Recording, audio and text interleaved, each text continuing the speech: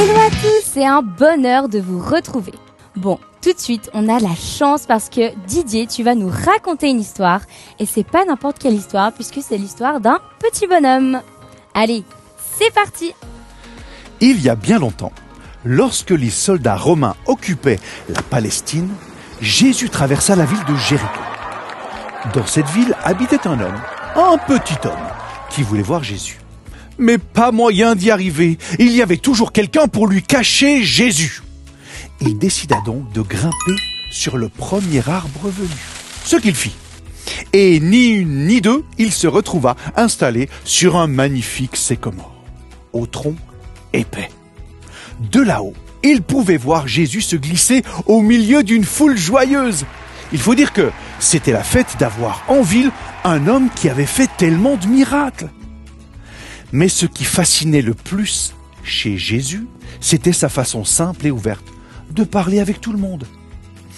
Notre petit homme donc rêvait de voir Jésus. D'autant plus qu'il n'était pas très apprécié de ses voisins, ni par les voisins de ses voisins, et encore moins par les voisins de ses voisins de ses voisins.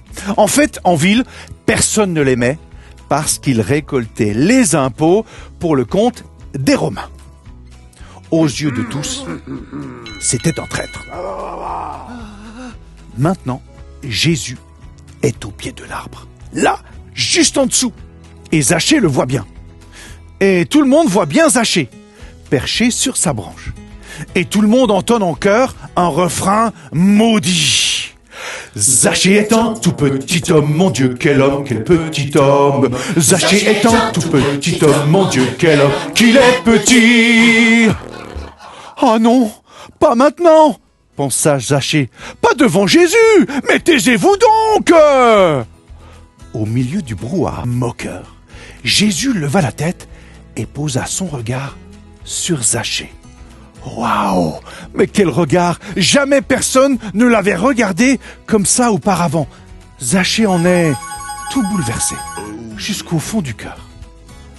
Plein de courage, libéré de la pression des moqueurs, il dégringole de son arbre pour conduire Jésus jusque chez lui, puisque Jésus voulait prendre un peu de repos dans sa maison à lui.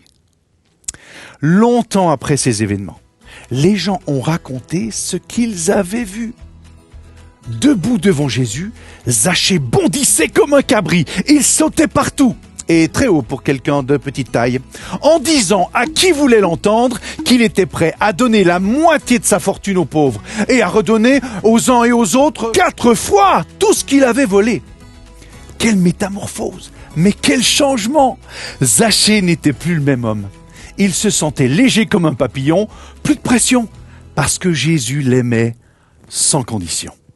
Merci Didier pour l'histoire, c'était vraiment trop chouette. Ouais, c'était bien. Zachée est un tout petit homme, mon Dieu, quel petit homme. Zachée est un tout petit homme, mon Dieu, quel homme, qu'il est petit. Bon, Didier, on se calme un petit peu. T'as raison.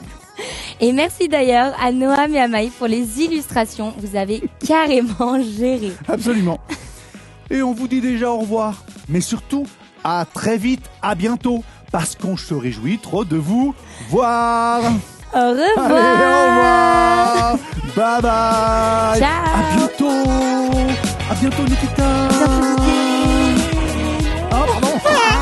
Il m'a laissé en avant.